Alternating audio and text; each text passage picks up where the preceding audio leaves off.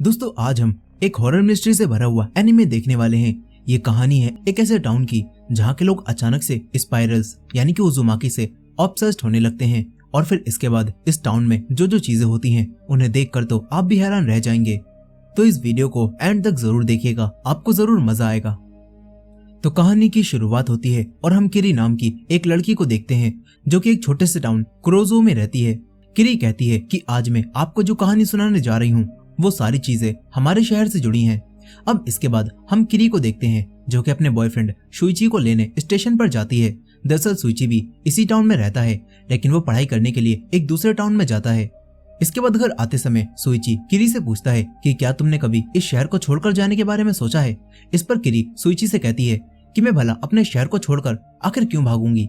ये सुनकर शुइची किरी को नाली में बहता हुआ पानी दिखाता है जो कि गोल गोल शेप यानी कि स्पाइरल्स बना रहा था। और ये देखकर शुइची किरी से कहता है कि इस शहर में अजीब अजीब सी चीजें हो रही हैं। साथ ही शुइची किरी से कहता है कि आजकल शहर में हवा भी काफी तेज चल रही है और इसका असर शायद मेरे डैड के दिमाग पर हो गया है, क्योंकि अब वो हर चीज में बस स्पाइरल्स ही ढूंढते रहते हैं और उनके पास काफी सारे स्पाइरल्स वाले बर्तन हैं जिन्हें वो हर समय देखते रहते हैं। और जब भी वो उन्हें देखते हैं तो उनकी दोनों आंखें भी अलग अलग दिशा में स्पाइरल शेप में घूमने लगती हैं। साथ ही शुइची किरी को बताता है कि मेरे डैड खाने में भी स्पाइरल्स को ढूंढते हैं और अगर उन्हें खाने में कुछ भी चीज स्पाइरल से मैच होती हुई ना दिखे तो वो गुस्से में आ जाते हैं और जब वो नहाते भी हैं तो वो टब के पानी में स्पाइरल्स बनाकर ही उससे नहाते हैं। शुइची के डैड की ऐसी हरकतों के बारे में सुनकर किरी को हंसी आने लगती है। ये देखकर शुइची किरी से कहता है कि तुम्हें मेरी बातों पर अभी यकीन नहीं होगा, लेकिन जब तुम ये खुद देखोगी तो तुम्हें भी सब कुछ समझ आ जाएगा।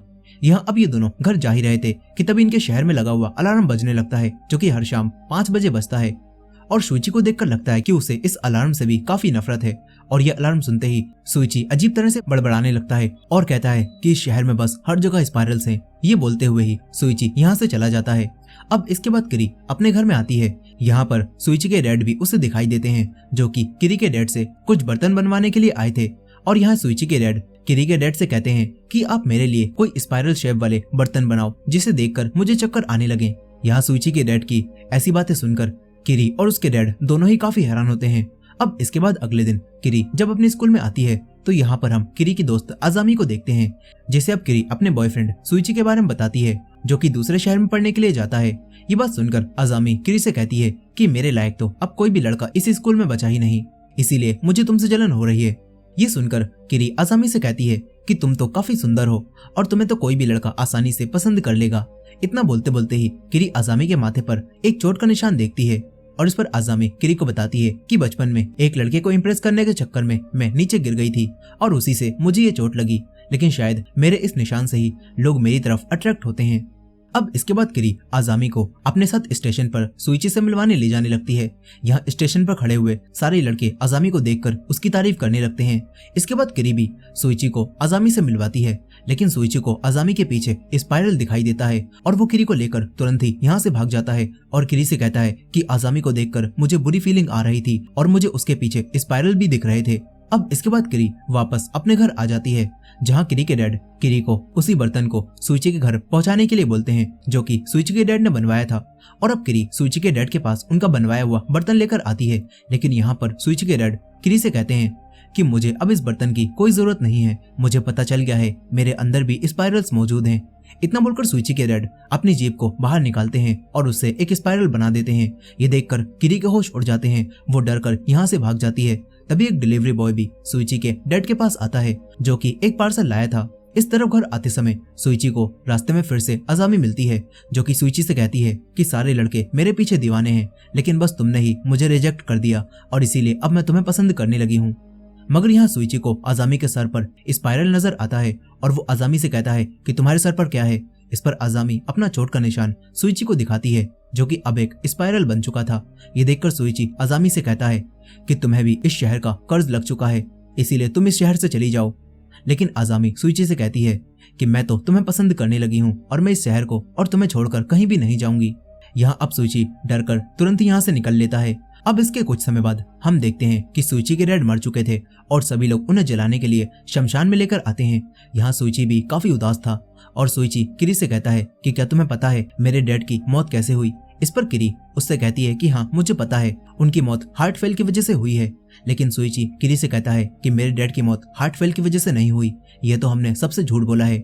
यहाँ सुइची किरी को बताता है कि जब मैं और मेरी मॉम शॉपिंग करके घर आए थे तो तब हमें घर में डैड कहीं भी दिखाई नहीं दिए, लेकिन फिर ढूंढने पर हमें वो एक टब के अंदर मिले और उन्होंने खुद को स्पाइरल बना लिया था और उन्होंने जबरदस्ती खुद को टब में ठूस लिया था। इसी वजह से उनके शरीर की सारी हड्डियां टूट गईं और वो मर गए। यहाँ पर ये लोग बात कर ही रहे थे कि तभी इन्हें सुइची के डैड की चिता के धुएं से आसमान में एक स्पाइरल बनता हुआ दिखाई देता है और उसके अंदर सुइची की मॉम को अपने हस्बैंड दिखाई देने लगते हैं। ये देखकर वो काफी डर जाती हैं और उन्हें अब स्पाइरल से भी काफी डर लगने लगता है और सभी लोग भी ये देखकर काफी हैरान होते हैं। साथ ही अब वो धुआं एक तालाब में चला जाता है। अब इसके बाद सुइची अपनी मॉम को लेकर हॉस्पिटल चला जाता है। यहीं किरी को भी अजामी दिखाई देती है और किरी उससे बात करने लगती है। तभी यहाँ पर तेज हवा चलती है जिससे आजामी के माथे के बाल हटते हैं और किरी देखती है कि आजामी के माथे का वो स्पाइरल वाला निशान अब काफी बड़ा हो गया है और आजामी के माथे में एक होल भी होने लगा है। ये सब देखकर किरी हैरान रह जाती है। वो आजामी से इसके बारे में पूछती है, लेकिन आजामी बिना कुछ बताए ही यहाँ से भाग जाती है। इस तरफ हॉस्पिटल में सुइची की मॉम की हालत अब और खराब होने लगती है। उन्हें हॉस्पिटल में हर जगह स्पाइरल्स दिखाई देने लगते हैं। वहीं आजामी को भी एक लड़का मिलता है जो कि आजामी के साथ डेट पर चलने के लिए बोलने लगता है, लेकिन आजामी उसे मना कर देती है। तभी ये लड़का आजामी से कहता है कि मैं तुम्हें बहुत पसंद करता हूँ और मैं तुम्हारे लिए कुछ भी कर सकता हूँ। अब इसके बाद अगले दिन किरी जब स्कूल आती है तो यहाँ वो देखती है कि आजामी आज स्कूल नहीं आई। ये देखकर किरी को काफी हैरानी होती है। अब तभी किरी की क्लास का एक लड़का कातायामा बारिश में भीगा हुआ स्कूल में लेट आता है और कातायामा टीचर से भी काफी धीरे धीरे बात करता है जैसे मानो वो कोई स्नेल हो। और ये सुनकर तासुमुरा नाम का एक लड़का सभी बच्चों के सामने कातायामा का मजाक बनाने लगता है। इसके बाद वॉलीबॉल मैच के समय भी कातायामा की वजह से ही उनकी टीम हार जाती है और ये देखकर तासुमुरा को और भी ज्यादा गुस्सा आता है और वो कातायामा को पीटता है और उसके शरीर के सारे कपड़े उतार देता है और कातायामा का काफी मजाक भी बनाता है। और अब तभी किरी और बाकी बच्चे देखते हैं कि कातायामा की पीठ पर एक काफी बड़ा स्पाइरल बना हुआ है। अब इसके बाद किरी सुइची की मॉम को देखने के लिए हॉस्पिटल में आती है। यहाँ आने पर सुइची किरी को बताता है कि मेरी मॉम की तबीयत अब और भी खराब होने लगी है, उन्हें बस हर जगह स्पाइरल्स दिखाई दे रहे हैं और इसी वजह से उन्होंने अपने बाल भी काट दिए और उन्हें अपने फिंगरप्रिंट्स में भी स्पाइरल्स दिखाई दे रहे थे। इसी वजह से उन्होंने अपनी फिंगर्स की खाल भी निकाल दी और उन्हें हर बार स्पाइरल्स में मेरे डैड दिखाई देते हैं जो कि उन्हें अपने पास बुला रहे होते हैं। ये सब सुनने के बाद अब किरी जब रात के समय अपने घर जाने लगती है तो तभी किरी को रात में अजामी दिखाई देती है। किरी अजामी के पास जाती है और उससे पूछती है कि तुम इतने दिनों से आखिर कहाँ गायब थी। इस पर अजामी अपना कैप उतारती है और किरी देखती है कि अजामी के सर का वो स्पाइरल अब और भी बड़ा हो चुका है और अजामी की एक आंख उसके अंदर चली जाती है। ये देखकर किरी और ज्यादा डर जाती है। वहीं दूसरी तरफ हम उसी लड़के को देखते हैं जो कि अजामी को डेट पर ले जाने के लिए उसके पीछे पागल था और वो लड़का अजामी के कहने पर सुइची को एक पार्क में लेकर आता है। तभी अजामी भी यहाँ पर आ जाती है। ये देखकर वो लड़का कहता है कि अब तो मैंने तुम्हारा काम कर दिया है तो अब तो तुम मेरे साथ डेट पर चलोगी ना। लेकिन अजामी उसके साथ डेट पर जाने से मना कर देती है और कहती है कि मैं तो बस सुइची को पसंद करती हूँ और बस उसी की गर्लफ्रेंड बनना चाहती हूँ। ये सुनकर उस लड़के को गुस्सा आ जाता है। वो अजामी के सर से उसका कैप हटा देता है और अब अजामी के सर का वो स्पाइरल और भी बड़ा हो चुका था जिसमें अजामी का पूरा मुंह ही गायब हो चुका था। यहाँ ये लड़का अब अजामी के सर को पकड़ने की कोशिश करता है, लेकिन अब ये लड़का भी उसी स्पाइरल के अंदर खींचा चला जाता है। और तभी किरी भी यहाँ पर आती है। किरी को सुइची पेड़ पर चढ़ा हुआ दिखाई देता है जो कि अब किरी को अजामी के बारे में सब कुछ बताता है और उसे दिखाता है। यहाँ अब अजामी का स्पाइरल और भी बड़ा होते जाता है और अजामी का पूरा शरीर ही उसमें चला जाता है और इस तरह अजामी गायब हो जाती है और साथ ही वो स्पाइरल भी खत्म हो जाता है। ये सब देखकर सुइची और किरी दोनों काफी डर जाते हैं। तभी हमें बताया जाता है कि ये सब जो अभी हुआ वो तो बस शुरुआत थी। अब इसके कुछ समय बाद हम किरी को देखते हैं जो कि अपनी क्लास में बैठी हुई थी और तभी एक बार फिर से किरी की क्लास का वही लड़का कातायामा क्लास में लेट आता है और अब तभी टीचर भी देखते हैं कि कातायामा की पीठ अचानक से काफी ज्यादा फूल चुकी है और टीचर के पूछने पर कातायामा उन्हें बताता है कि किसी वजह से मेरी पीठ ऐसी हुई है। इतना बोलकर कातायामा अपनी सीट पर बैठ जाता है, लेकिन किरी ये सब देखकर समझ जाती है कि कातायामा के ऊपर भी उजुमाकी कर्ज लग चुका है। दरअसल जापानीज में स्पाइरल्स को उजुमाकी कहते हैं। अब इसके बाद हम इस टाउन के एक काफी पुराने घर को देखते हैं जहाँ एक कपल कोजोनोरी और योरिको छुपकर बैठे हुए थे। तभी यहाँ पर इन्हें दो स्नेक दिखाई देते हैं जो कि आपस में लिपटे हुए थे। ये देखकर योरिको को ऐसा लगता है कि ये दोनों सांप आपस में फाइट कर रहे हैं, लेकिन कजुनोरी उसे बताता है कि ये लोग फाइट नहीं बल्कि मीटिंग कर रहे हैं। इस तरफ किरी भी अपनी फ्रेंड के साथ अजामी और शहर में चल रहे दूसरे हादसों के बारे में बात करते हुए घर जा रही थी। तभी किरी की दोस्त उसे बताती है कि अब तो लोगों ने मरने पर उन्हें जलाने की बजाय दफनाना शुरू कर दिया है, क्योंकि लोगों को जलाने पर उनके धुएं से आसमान में स्पाइरल्स बनने लगे थे। यहाँ ये लोग बातें करते करते आगे बढ़ी रही थी कि तभी एक लड़का अचानक से इनके सामने आकर इन्हें डरा देता है। इस लड़के का नाम यामागुची होता है और इस लड़के को सभी लोग जैक इन द बॉक्स बोलते हैं, क्योंकि इस लड़के की आदत सभी को अचानक से डराने की होती है। यहाँ अब यामागुची किरी को प्रपोज करता है और इस पर किरी की फ्रेंड यामागुची से कहती है कि किरी का तो पहले से ही बॉयफ्रेंड है, वो तुम्हें अपना बॉयफ्रेंड नहीं बना सकती। लेकिन ये लड़का किरी से कहता है कि मुझे तुम्हारे बॉयफ्रेंड होने से कोई दिक्कत नहीं है, मैं तो बस तुम्हारे जैसी खूबसूरत लड़की को अपनी गर्लफ्रेंड बनाना चाहता हूँ।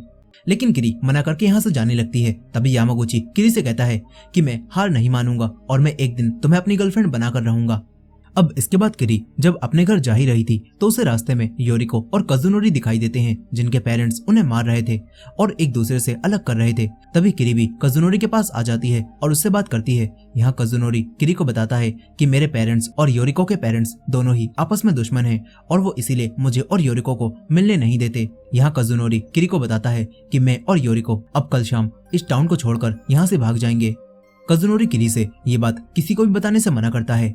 इसके बाद किरी सुइची की मॉम से मिलने हॉस्पिटल आ जाती है और यहाँ पर सुइची की मॉम अब पहले से शांत हो चुकी थी।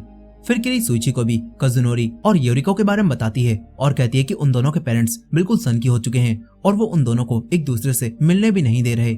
ये सुनकर सुइची किरी से कहता है कि ये सब उसी उजुमाकी कर्ज की वजह से हो रहा है, क्योंकि मैंने कजुनोरी और योरिको के घर के बाहर स्पाइरल्स को देखा था और वो स्पाइरल्स ही इन दोनों के पेरेंट्स को सनकी बना रहा है। साथ ही यहाँ पर सुइची किरी को कुछ फोटोज भी दिखाता है और कहता है कि जब भी किसी के ऊपर उजुमाकी कर्ज लगता है तो तब उसे सबकी अटेंशन चाहिए होती है और इसी वजह से वो कुछ भी करने के लिए तैयार हो जाता है। यहाँ अब बातें करते करते ही सुइची किरी से कहता है कि किरी तुम्हारे बाल भी काफी बड़े हो गए हैं। अब इसके बाद रात के समय किरी भी अपने बालों को देखती है जो कि बड़े होने लगे थे। फिर अगले दिन जब किरी स्कूल में आती है तो तब किरी की दोस्त उसे बताती है कि तुम्हारे बालों में स्पाइरल्स बनने लगे हैं और अपने बालों में स्पाइरल्स को देखकर किरी हैरान रह जाती है। वो अपनी दोस्त के कहने पर बालों की चोटी बांध लेती है, लेकिन वो चोटी भी खुद ही खुल जाती है और उसके बाल फिर से स्पाइरल शेप बना लेते हैं।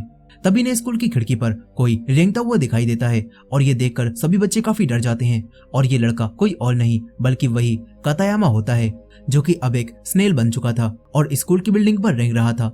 अब इसके बाद किरी सबसे पहले एक सैलून में जाती है और अपने बालों को कटवाने लगती है, लेकिन यहाँ अब जैसे ही एक लेडी उसके बालों को काटने के लिए आगे बढ़ती है तो तभी किरी के बाल उस लेडी को पकड़ने लगते हैं और ये देखकर वो लेडी काफी डर जाती है। यहाँ किरी के बालों को देखकर उसके पेरेंट्स भी किरी को हॉस्पिटल ले जाने के लिए कहने लगते हैं, लेकिन तभी उसके बाल किरी का ही गला दबाने लगते हैं। ये देखकर किरी की फैमिली किरी को हॉस्पिटल ले जाने से मना करती है और तभी किरी के बाल उसका गला छोड़ देते हैं। यहाँ अब किरी की फैमिली वाले भी उसके बालों को ध्यान से देखते हैं और उनके ऊपर भी स्पाइरल्स का असर होने लगता है। अब इसके बाद किरी स्कूल में जब आती है तो यहाँ पर सभी लोग किरी के बालों को घूरने लगते हैं और किरी को काफी ज्यादा अटेंशन मिलती है। ये देखकर किरी के स्कूल की एक लड़की क्योको किरी से जलने लगती है। वो अपने मन में ही कहती है कि मैं किरी से ज्यादा लोगों को अपनी तरफ अट्रैक्ट करके रहूंगी। यहाँ किरी के बाल देखकर तासुमुरा पर भी स्पाइरल्स का कर्ज आ जाता है। अब इसके बाद किरी कातायामा के पास जाती है, जिसके पूरी तरह से स्नेल बनने के बाद उसे एक पिंजरे में बंद करके रखा गया था और यहाँ अब एक टीचर कातायामा के पेरेंट्स को यहाँ पर लाता है और कातायामा को दिखाकर बोलता है कि ये स्नेल ही कातायामा है। लेकिन यहाँ कातायामा के पेरेंट्स के लिए ये मानना बिल्कुल नामुमकिन था और कातायामा के पेरेंट्स टीचर की बातों को झूठ समझते हैं और यहाँ से चले जाते हैं। इसके बाद किरी को घर वापस आते समय यामागुची मिलता है, जो कि किरी को एक गिफ्ट देता है, लेकिन किरी उस गिफ्ट को लेने से मना कर देती है। ये देखकर यामागुची किरी से कहता है कि मैं ऐसा क्या करूं जिससे तुम्हें मेरे प्यार पर विश्वास हो जाए। यह अब यामागुची रोड पर आता है और किरी से कहता है कि मैं अपने प्यार की पावर से तुम्हें ये कार रोक कर दिखाऊंगा, लेकिन यहाँ कार नहीं रुकती और यामागुची को कुचल देती है और यामागुची का प्यार धरा का धरा ही रह जाता है। तभी किरी को यामागुची का गिफ्ट दिखाई देता है, जिसके अंदर जैक इन द बॉक्स था। अब इसके कुछ देर बाद सभी को फिर से स्कूल की दीवार पर एक स्नेल चलता हुआ दिखाई देता है और उसे सभी लोग कातायामा ही समझते हैं, लेकिन सभी को पता चलता है कि ये स्नेल कातायामा नहीं बल्कि दूसरा लड़का तासुमुरा है और वो भी अब स्नेल बन चुका है। अब इसके बाद तासुमुरा को भी कातायामा के साथ बंद कर दिया जाता है और ये दोनों स्नेल आपस में मीटिंग करने लगते हैं। तभी क्योको नाम की वही लड़की भी यहाँ पर आती है और उसके ऊपर भी स्पाइरल कर्ज लगने की वजह से उसके बाल भी किरी की तरह हो गए थे और वो सभी लोगों को अपनी तरफ अट्रैक्ट करने के लिए किरी से फाइट करने के लिए बोलती है। लेकिन यहाँ पर किरी काफी ज्यादा थक चुकी थी, इसीलिए वो लड़ाई करने से मना कर देती है।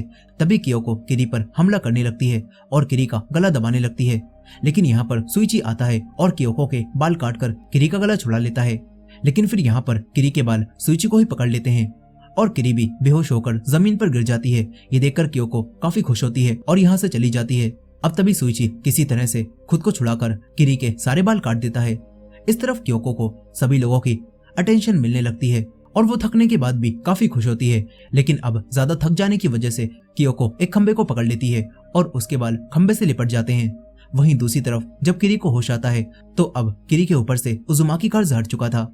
यहाँ अब इन्हें पता चलता है कि वही दोनों स्नेल यानी कि कातायामा और तासुमुरा दोनों यहाँ से भाग चुके हैं। ये जानने के बाद ये दोनों कातायामा और तासुमुरा के निशानों का पीछा करते करते एक पहाड़ पर आ जाते हैं। यहाँ किरी को उसके टीचर भी दिखाई देते हैं जो कि काफी सारे स्नेल्स के अंडों के पास बैठे हुए थे और वो इन्हें बताते हैं कि ये अंडे कातायामा और तासुमुरा के हैं। ये सुनकर किरी टीचर से कहती है कि वो दोनों तो मेल थे तो वो अंडे कैसे दे सकते हैं। इस पर टीचर किरी से कहते हैं कि स्नेल्स में कोई भी मेल या फिर फीमेल नहीं होता और अगर इन अंडों से स्नेल्स बाहर आ गए तो फिर पता नहीं टाउन का क्या होगा। इतना बोलकर ये टीचर किरी के मना करने के बाद भी सारे अंडों को तोड़ देते हैं। अब इसके बाद किरी काजुनोरी और योरिको के पास आती है जो कि टाउन से भागने वाले थे। यहाँ काजुनोरी और योरिको किरी और सुइची को बताते हैं कि हमारे पेरेंट्स स्टेशन पर ही मौजूद हैं, इसीलिए अब हम लोग ट्रेन से टाउन से बाहर नहीं जा सकते। ये सुनकर सुइची बीच के रास्ते से इन्हें टाउन से बाहर जाने के लिए बोलता है और इन्हें लेकर बीच पर जाने लगता है। तभी काजुनोरी और योरिको के डैड भी इनका पीछा करने लगते हैं और बीच पर आ जाते हैं।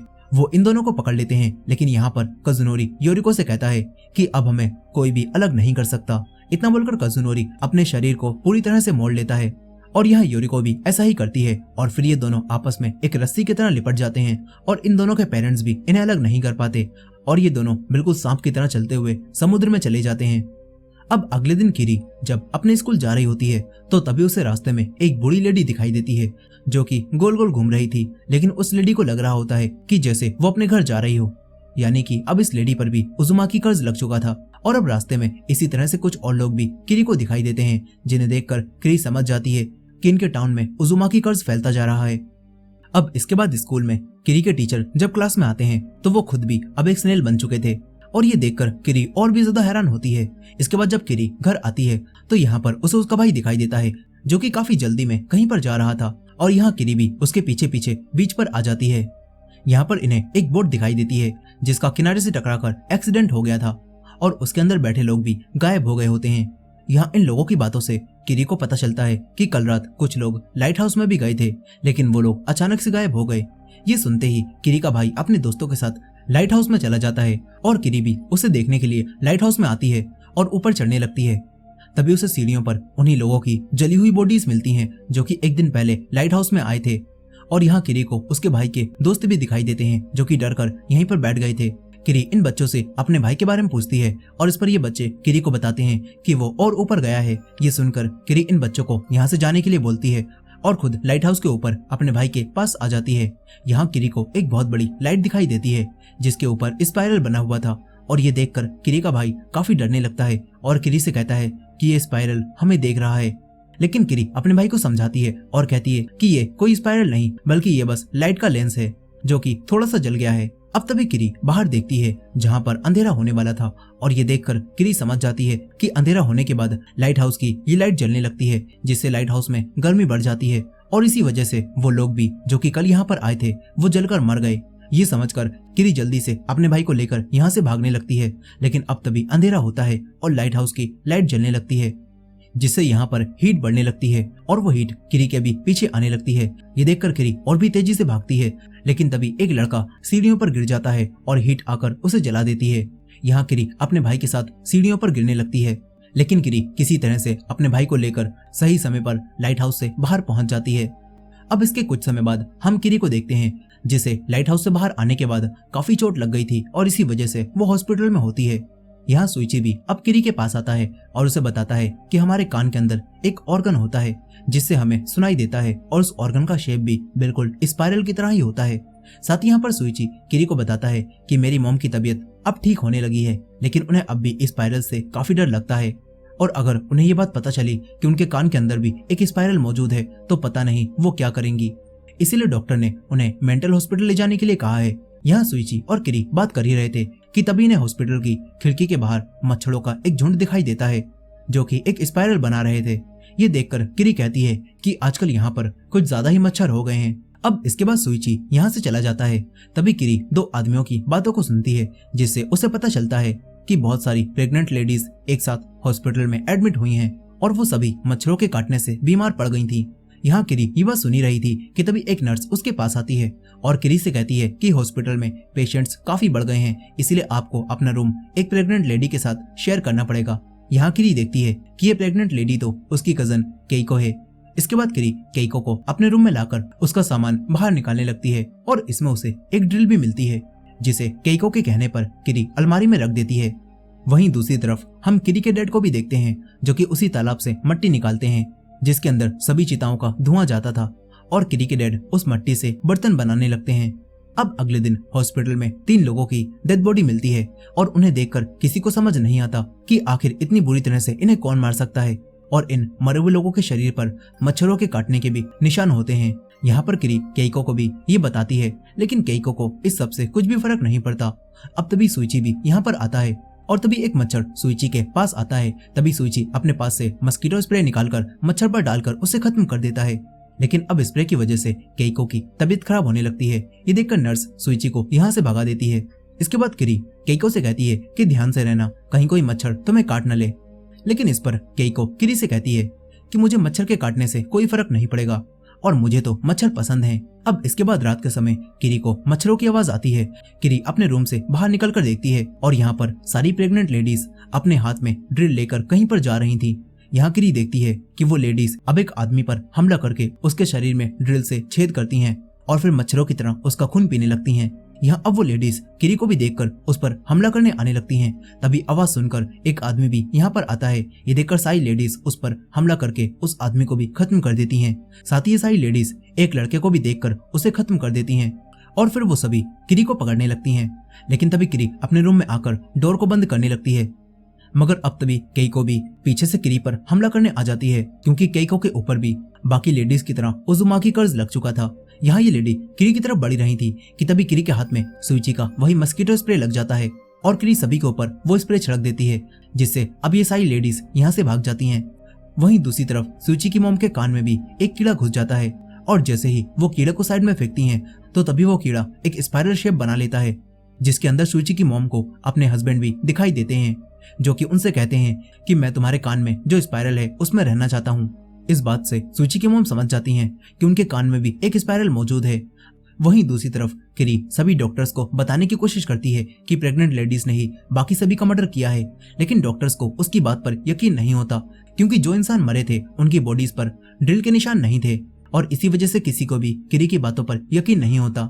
इस तरफ सुइची की मॉम उसे बताती हैं कि तुम्हारे डैड अब मेरे कान के अंदर बने हुए स्पाइरल में रहना चाहते हैं। ये सुनकर सुइची अपनी मॉम से कहता है कि आपके शरीर के अंदर कोई भी स्पाइरल नहीं है, लेकिन ये सुनकर सुइची की मॉम डॉक्टर से इस बारे में पता करने जाती हैं और अब डॉक्टर भी उनसे मना कर देते हैं और कहते हैं कि आपके कान के अंदर कोई भी स्पाइरल नहीं है। अब इसके बाद सुइची की मॉम अपने रूम में वापस आ जाती हैं। तभी उनकी ग्लूकोज की बोतल में एक स्पाइरल बनता है जिससे सुइची की मॉम को अपने हस्बैंड की आवाज आती है, जो कि उनसे कहते हैं कि स्पाइरल तुम्हारे कान के अंदर है। और ये सुनकर अब सुइची की मॉम बिना सोचे समझे ही अपने कान में कैंची घुसा लेती हैं और कुछ देर बाद उनकी भी डेथ हो जाती है। फिर उनके चिता के धुएं से भी आसमान में स्पाइरल बनता है। यहीं अब हॉस्पिटल में उन सभी प्रेग्नेंट लेडीज की डिलीवरी हो जाती है और यहाँ किरी भी जब हॉस्पिटल की तरफ से आए हुए मशरूम खाती है तो वो उसे काफी अजीब लगते हैं और उसके अंदर से किरी को मीट की स्मेल आ रही होती है। यहाँ किरी और सुइची देखते हैं कि हॉस्पिटल में उनके अलावा बाकी सभी को वो मशरूम काफी पसंद आ रहे हैं और सभी लोग उनकी काफी तारीफ कर रहे हैं। अब तभी सुइची और किरी उन्हीं बच्चों को देखते हैं जो कि अभी भी पैदा हुए थे और ये पैदा हुए बच्चे आपस में बात कर रहे होते हैं और कहते हैं कि मुझे बाहर आकर बिल्कुल भी अच्छा नहीं लग रहा, मैं वापस उसी जगह पर जाना चाहता हूँ जहाँ से मुझे निकाला गया था। यहाँ अब एक बच्चे के पेट के अंदर से मशरूम बाहर आता है और ये देखकर किरी हैरान रह जाती है। तभी किरी को केइको के चिल्लाने की आवाज आती है और किरी केइको के पास आती है और देखती है कि केइको का पूरा कमरा ही अब मशरूम से भर चुका है। यहाँ किरी डॉक्टर को इस रूम में देखती है और उससे केइको के बारे में पूछती है, लेकिन ये डॉक्टर किरी को बताता है कि मैंने पैदा हुए बच्चे की गर्भनाल काफी बार काट दी, लेकिन वो फिर भी बार बार बढ़ जाती है। इसका मतलब है कि वो सारे बच्चे अपनी माँ के पेट में वापस जाना चाहते हैं। ये बात सुनकर किरी समझ जाती है कि डॉक्टर भी शायद अब उजुमाकी के कर्ज में आ गया है, तभी वो इस तरह की बातें कर रहा है।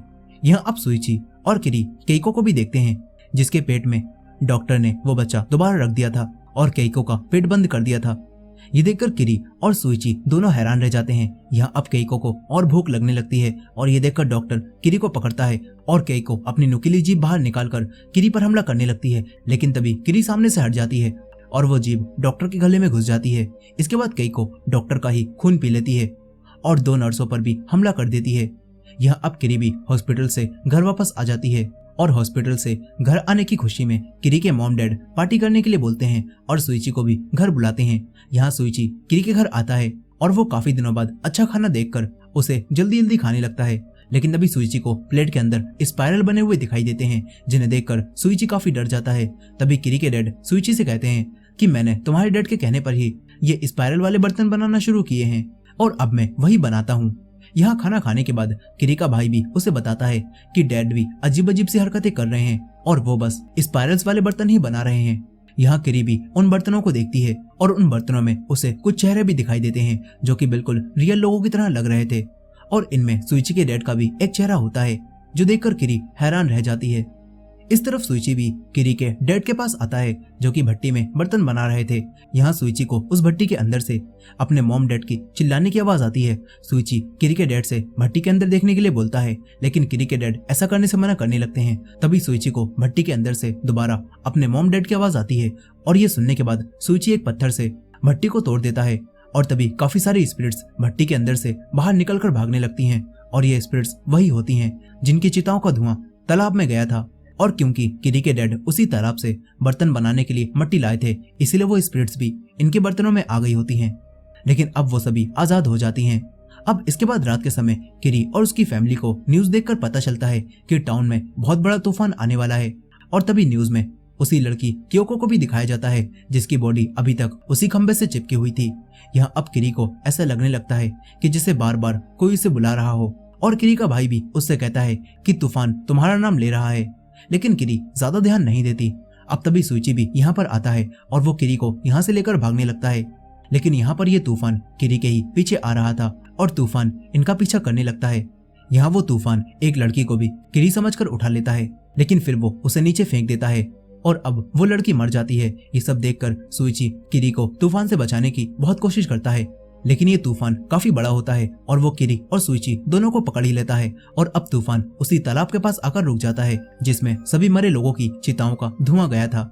और किरी और सुइची दोनों ही इस तूफान से सही सलामत बच चुके थे, लेकिन अब इनके घर टूट चुके थे और इसी वजह से इन्हें उसी पुराने घर में रहना पड़ता है जहाँ पहले योरिको और कजुनोरी रहते थे और ये घर पुराने होने के बाद भी अभी तक नहीं टूटे थे।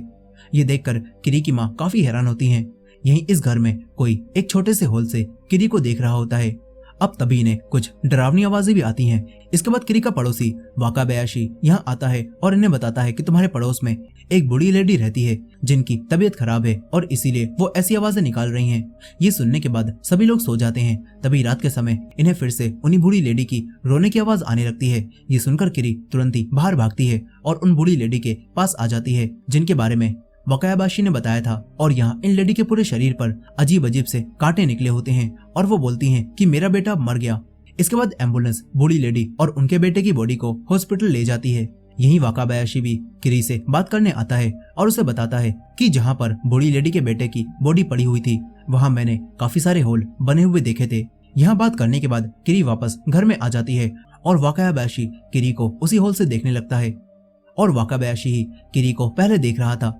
यहाँ वाकाबायाशी किरी को देख ही रहा था कि तभी उसके हाथ पर अजीब अजीब से कांटे निकलने लगते हैं जैसे कि उसी बूढ़ी लेडी के हाथ पर निकले हुए थे और फिर कुछ देर बाद किरी और उसकी फैमिली को दीवार के अंदर से कांटे निकलते हुए दिखाई देते हैं और ये कांटे किसी और के नहीं बल्कि वाकाबायाशी के थे।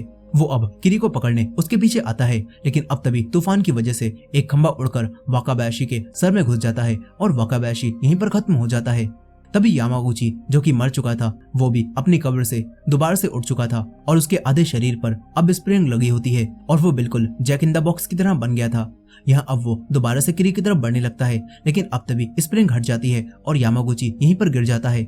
लेकिन अब तूफान किरी की तरफ बढ़ने लगता है। अब इसके कुछ समय बाद हम 3 रिपोर्टर्स को देखते हैं जो कि कुरुजू टाउन में जा रहे थे, क्योंकि तूफान आने के बाद से ही कुरुजू टाउन का संपर्क बाहरी दुनिया से बिल्कुल टूट चुका था और वहां के लोगों के साथ आखिर क्या हो रहा है ये बात किसी को भी पता नहीं चल रही थी। और इसी चीज को पता करने के लिए ये रिपोर्टर्स टाउन में जा रहे थे। साथ ही इनकी बातों से हमें पता चलता है कि इन रिपोर्टर्स से पहले काफी सारे रिपोर्टर्स भी उस टाउन में गए थे, लेकिन उन सभी के साथ क्या हुआ ये किसी को भी नहीं पता। यह अब ये रिपोर्टर्स एक टनल को पार करके जैसे ही कुरुजू टाउन में आते हैं तो तभी इनकी कार एक टोर्नेडो में अटक जाती है और इनका बहुत बुरी तरह से एक्सीडेंट हो जाता है, जिसमें सिर्फ ची मारुयामा नाम की एक रिपोर्टर ही जिंदा बचती है। इसके बाद ची टाउन में अकेले ही आगे बढ़ती है और यहाँ पर टाउन में सांस लेने में उसे परेशानी हो रही थी और वो कहती है कि ऐसा मुझे ही लग रहा है या फिर सच में मेरी सांसों से हवा में स्पाइरल्स बन रहे हैं। यही ची को काफी सारी दूसरी कार्स भी पलटी हुई दिखाई देती हैं, जिन्हें देखकर ची समझ जाती है कि इनसे पहले यहाँ पर आने वाले सारे रिपोर्टर्स का भी एक्सीडेंट हो गया होगा। साथ ही यहाँ पर ची को टाउन के सभी घर भी टूटे हुए दिखाई देते हैं और कुछ रिपोर्टर्स हेलीकॉप्टर से इन्हें रिकॉर्ड कर रहे थे, लेकिन तभी वो हेलीकॉप्टर भी टोर्नेडो में फंस जाता है और क्रैश हो जाता है। साथ ही टाउन में ची को काफी सारे मरे हुए लोगों की बॉडीज भी दिखाई देती हैं और यहाँ पर उसे वही ड्रैगन फ्लाई तालाब भी दिखाई देता है जिसके अंदर सभी लोगों का धुआं जा रहा था और उस तालाब का पानी अब एक वर्लपूल की तरह घूम रहा था। अब तभी ची के पास कुछ टोर्नेडो आने लगते हैं। तभी किरी और उसका भाई मित्सुओ ची को उन टोर्नेडो से छुपने के लिए बोलते हैं। यहाँ इन टोर्नेडोज के अंदर कुछ आदमी भी होते हैं जो कि बड़ी आराम से टोर्नेडो के अंदर बटरफ्लाई की तरह उड़ रहे थे और अब ये सभी आदमी एक बिल्डिंग को भी टोर्नेडो से गिरा देते हैं। ये देखकर मित्सुओ कहता है कि वाह, मुझे तो ये कितना मजेदार लग रहा है और मैं भी ये बटरफ्लाई गैंग ज्वाइन करना चाहता हूँ। मगर किरी मित्सुओ को ऐसा करने से मना करती है और कहती है कि बटरफ्लाई गैंग को कॉपी करने के चक्कर में पहले ही काफी सारे लोग मर चुके हैं। यहाँ अब ची इन दोनों को बताती है कि मैं टोयो टीवी में काम करती हूँ और ये बात सुनकर मित्सुओ जोर से चिल्लाने लगता है क्योंकि उसने टीवी में ची को देखा था। लेकिन किरी उसे धीरे से बात करने के लिए बोलती है और आराम से चलने के लिए भी कहती है। इसके बाद किरी ची को बताती है कि इस टाउन में अब तक 6 बड़े तूफान आ चुके हैं और वो सभी ड्रैगन फ्लाई तालाब के अंदर चले गए हैं, जिस वजह से टाउन की एनर्जी अब ऐसी हो गई है कि अगर यहाँ पर कोई तेज आवाज में बोल भी दे तो एक टोर्नेडो बन जाता है। इसीलिए सभी को आराम से बोलना होता है और धीरे ही चलना होता है। इसके बाद किरी ची को लेकर रो हाउस में आ जाती है जहाँ पर अब काफी सारे और लोग भी रहने लगे थे क्योंकि सभी लोगों के घर टूट चुके थे। यहाँ अब एक आदमी किरी को देखता है और उससे कहता है कि इस हाउस में और जगह नहीं है, इसीलिए तुम यहाँ से चली जाओ। लेकिन किरी कहती है कि सबसे पहले तो हम यहाँ पर आए थे। यहीं सुइची भी एक जगह पर खड़े हुए बड़बड़ा रहा था और वो कह रहा होता है कि स्पाइरल्स ने सभी को पागल कर दिया है। ये सब सुनते हुए अब एक आदमी को गुस्सा आने लगता है और वो इन सभी को रो हाउस से बाहर निकाल देता है और साथ ही वो किरी के मॉम डैड को भी बाहर निकाल देता है। फिर इन सभी लोगों को समझ नहीं आता कि अब ये लोग आखिर कहाँ पर रहेंगे। तभी ची इन सभी लोगों से टाउन से बाहर चलने के लिए बोलती है, लेकिन किरी और उसका भाई ची को बताते हैं कि इस टाउन से बाहर जाने का अब कोई भी रास्ता नहीं है। यहाँ किरी के डैड भी अब अजीब अजीब सी बातें करने लगते हैं। वो कहते हैं कि मैं तो इसी टाउन में रहकर इस स्पाइरल के बर्तन बनाऊंगा और उसके लिए मुझे ड्रैगन फ्लाई तालाब की मट्टी लानी होगी। लेकिन ये सुनकर किरी की मॉम उन्हें ऐसा करने से मना करती हैं और बताती हैं कि ड्रैगन फ्लाई तालाब अब वर्लपूल बन चुका है। यहाँ अब ची को अचानक से कुछ दिखाई देता है जो देखकर ची चिल्लाती है, जिससे एक टोर्नेडो बनता है। तभी ची को कुछ स्नेल्स दिखाई देते हैं। किरी ची को बताती है कि ये स्नेल्स पहले इंसान हुआ करते थे, लेकिन स्पाइरल कर्ज ने इन्हें ऐसा बना दिया। अब तभी मित्सुओ को खाने की खुशबू आने लगती है और जब वो वहाँ जाता है तो देखता है कि बटरफ्लाई गैंग के लोग स्नेल्स को पकाकर खा रहे हैं और वो लोग किरी और मित्सुओ को भी ये खाने के लिए कहते हैं। लेकिन किरी उन्हें ऐसा करने से मना करती है और कहती है कि ये स्नेल्स पहले इंसान थे। मगर इनकी गैंग का लीडर कहता है कि तो क्या हुआ, इन स्नेल्स का मीट काफी टेस्टी है। यहाँ गैंग लीडर किरी और ची को भी अपनी गैंग को ज्वाइन करने के लिए कहता है और बोलता है कि हम लोग तुम्हें रानी बनाकर रखेंगे। मगर किरी कहती है कि मुझे तुम्हारी बटरफ्लाई गैंग में कोई इंटरेस्ट नहीं है। यह सुनकर गैंग लीडर कहता है कि अब हमारी गैंग बटरफ्लाई गैंग नहीं बल्कि ड्रैगन फ्लाई गैंग बन चुकी है, क्योंकि अब हम मांसाहारी हो गए हैं। ये सब देखकर किरी के डैड इस गैंग के लोगों को किरी और ची से दूर रहने के लिए कहते हैं। लेकिन तभी ये गैंग लीडर एक फूंक से टोर्नेडो बनाकर किरी के डैड को उसमें उड़ा देता है। ये सब देखकर किरी भी गैंग लीडर को टोर्नेडो में फंसा देती है, लेकिन ये लोग टोर्नेडो में आराम से उड़ लेते हैं और उल्टा किरी और ची को ही टोर्नेडो में फंसा देते हैं। लेकिन तभी सुइची एक खंबे को पकड़कर इन दोनों को टोर्नेडो से बाहर निकाल लेता है और फिर वो पूरी गैंग तालाब में जाकर खत्म हो जाती है। इसके बाद इन सभी लोगों को वॉलंटियर्स का एक ग्रुप मिलता है जो कि इस टाउन में 5 दिनों से अटके हुए थे। और यहाँ पर एक लड़का किरी और ची को बताता है कि हमने इस टाउन से निकलने की काफी कोशिश की, लेकिन हम यहाँ से बाहर नहीं निकल पाए और हर एक रास्ता हमें वापस टाउन में ही लेकर आ गया। हमने टनल से भी जाने की कोशिश की थी, लेकिन वो टनल भी खत्म नहीं हो रही थी और बाद में वो मुड़ने लगी और हमें अंधेरे की तरफ खींचने लगी, जिस वजह से हमें वापस आना पड़ा। और हमने समुद्र से भी जाने की कोशिश की, लेकिन वहाँ पर भी लोग पानी में अटक कर मर गए। यहाँ इन लोगों की बातों से पता चलता है कि इस टाउन से अब कोई भी बाहर नहीं जा सकता और कोई कर्ज इस टाउन से लोगों को बाहर जाने से रोक रहा है। यही किरी इन लोगों को बताती है कि अब सारे रो हाउस भी भर गए हैं, इसीलिए मैं अब अपने पुराने टूटे हुए घर में ही रह रही हूँ। यह अब किरी अपनी माँ के पास आती है, जहाँ किरी की माँ उससे कहती है कि क्या तुम्हारे डैड तुम्हें मिले। इस पर किरी कहती है कि मैंने हर जगह ढूंढ लिया, लेकिन वो मुझे कहीं भी नहीं मिले। ये सुनकर किरी की मॉम को लगता है कि उनके हस्बैंड भी अब मर गए होंगे और ये सोचकर वो रोने लगती हैं। इसके बाद किरी और सभी वॉलंटियर्स अपने रहने के लिए कोई घर या फिर बिल्डिंग ढूंढने के लिए यहाँ से चले जाते हैं। तभी एक तानेजाकी नाम का एक लड़का किरी से कहता है कि आखिर ये रो हाउस इतने बड़े तूफान में भी ठीक कैसे हैं। इस पर किरी कहती है कि ये तो मुझे भी नहीं पता, लेकिन ये रो हाउस टाउन में 7 या फिर 8 हैं। ये सुनकर तानेजाकी हर एक रो हाउस को चेक करने के लिए बोलता है और कहता है कि किसी न किसी रो हाउस में हमें रहने के लिए जगह मिली जाएगी। अब तभी एक आदमी की पीठ में खुजली होती है और वो अपनी शर्ट को खोलता है और इन्हें पता चलता है कि ये आदमी भी एक स्नेल बनने वाला है। ये देखकर सुइची कहता है कि इस आदमी के ऊपर भी उजुमाकी कर्ज लग गया है और शायद अब बाकी लोगों के ऊपर भी यही कर्ज लग जाएगा, क्योंकि हम लोग बहुत धीरे चल रहे हैं और ये कर्ज बहुत तेजी से फैल रहा है। ये बात सुनकर सभी लोग डर जाते हैं और अपनी अपनी पीठ चेक करने लगते हैं। तभी इन्हें एक और आदमी के ऊपर यही कर्ज लगा हुआ दिखाई देता है। ये देखकर तानेजाकी सभी से जल्दी जल्दी किसी रो हाउस में जाने के लिए बोलता है। इसके बाद ये सभी लोग रो हाउस के पास आते हैं, लेकिन यहाँ पर पहले से ही जो लोग अंदर मौजूद थे वो लोग इन्हें अंदर नहीं आने देते।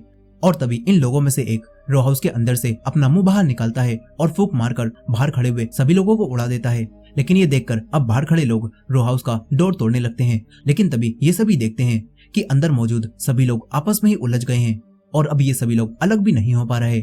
यह अब रो हाउस में इतने ज्यादा लोग हो चुके थे कि रो हाउस की दीवारें भी टूट जाती हैं और लोग खुद ही बाहर निकलने लगते हैं। ये देखकर सभी लोग काफी हैरान होते हैं। अब ये सभी लोग किसी दूसरे रो हाउस को ढूंढने जाने लगते हैं। तभी इन्हें समुद्र में कुछ मिलिट्री शिप्स दिखाई देती हैं जो कि इन्हें रेस्क्यू करने के लिए यहाँ पर आ रही थी और ये देखकर ये सभी लोग काफी खुश होते हैं। लेकिन तभी वो शिप भी समुद्र में बने हुए वर्लपूल के अंदर अटक जाती हैं और खत्म हो जाती हैं।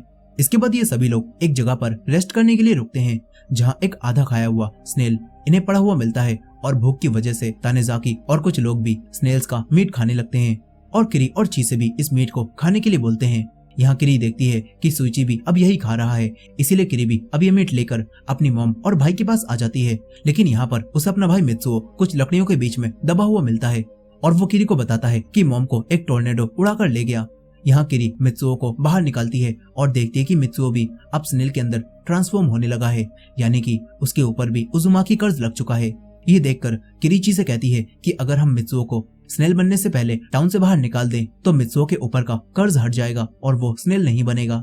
साथ ही किरी बाद में आकर अपने मॉम डैड को ढूंढने के लिए भी कहती है। इसके बाद ये सभी लोग टनल और समुद्र को छोड़कर पहाड़ों के रास्ते से टाउन से बाहर जाने लगते हैं। तभी किरी पहाड़ के ऊपर से तानेजाकी को देखती है, जो कि अब रो हाउस को और बड़ा बना रहा था ताकि वो भी उसी के अंदर रह सके। और तानेजाकी इन लोगों से चिल्लाते हुए कहता है कि मैं इस रो हाउस को और बड़ा कर लूंगा और फिर तुम भी यहीं रहने आ जाना।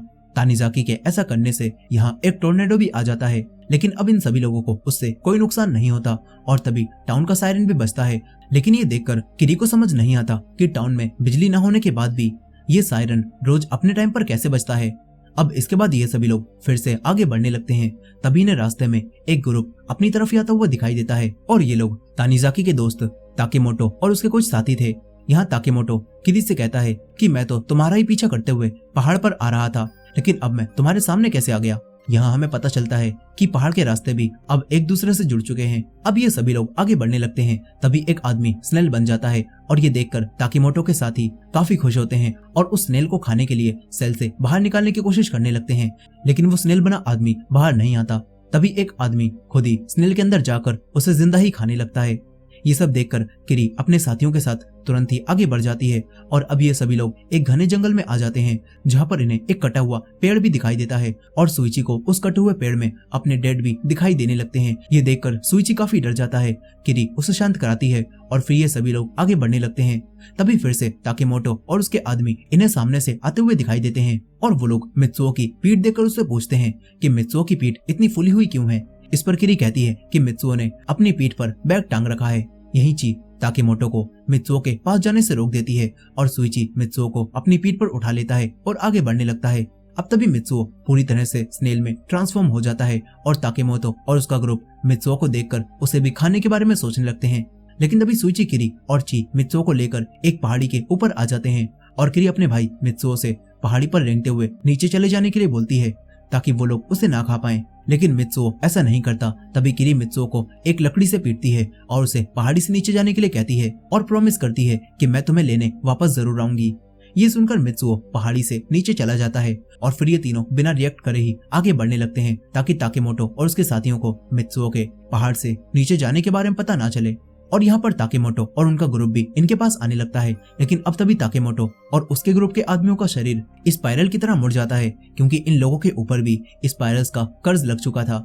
इसके बाद ये सभी लोग पहाड़ से टाउन को देखते हैं और इन्हें दिखाई देता है कि सभी लोग मिलकर रो हाउस को और बड़ा करके स्पाइरल की तरह लंबा और गोल बना दिया है। और ये देखकर सुइची, किरी और ची काफी हैरान होते हैं। तभी सुइची इन्हें बताता है कि शायद पहाड़ पर और टाउन में दोनों जगह समय अलग अलग स्पीड से चल रहा है और शायद टाउन में अब कई साल बीत चुके हैं। साथ ही सुइची बताता है कि काफी समय पहले हमारे टाउन में सभी घर बिल्कुल इसी तरह बने हुए थे, लेकिन समय के साथ साथ वो अलग हो गए और फिर कुछ ही रो हाउस बचे। लेकिन अब फिर से हमारा टाउन अपने असली शेप में आ गया है। अब इसके बाद ये सभी लोग वापस टाउन में आते हैं जहाँ पर इन्हें अभी भी घर में काफी सारे लोग फंसे हुए दिखाई देते हैं। साथ ही इन्हें यहाँ पर कुछ मरे हुए लोगों की बॉडीज भी दिखाई देती हैं और तभी इन्हें तानिजाकी भी दिखाई देता है जो कि अब काफी बूढ़ा होने लगा था और वो यहाँ पर लोगों की बॉडीज को ठिकाने लगा रहा था। वो किरी को बताता है कि ये टाउन अब एक भूल भुलैया की तरह बन गया है और टाउन के लोग भी अब टाउन के घरों को आपस में जोड़ने में लगे हुए हैं और कुछ ही दिनों में हमारा ये काम खत्म हो जाएगा। ये सारी बातें सुनने के बाद किरी तानिजाकी से पूछती है कि क्या तुमने मेरे मॉम और डैड को कहीं पर देखा है। इस पर तानिजाकी कहता है कि मैंने तुम्हारे मॉम डैड को तो नहीं देखा, लेकिन मुझे पता चला है कि कोई कपल है जो कि ड्रैगनफ्लाई तालाब के पास मिट्टी के बर्तन बना रहा है।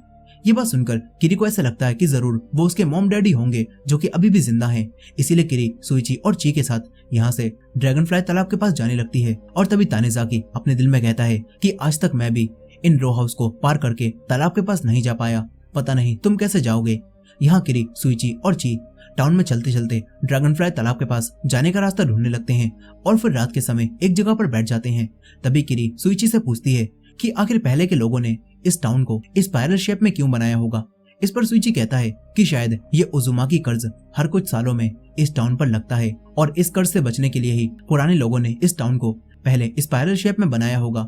यहाँ पर ये लोग बात कर ही रहे थे कि तभी ने आसमान में स्पाइरल बना हुआ दिखाई देता है जो कि मरे हुए लोगों की बॉडी से बना था।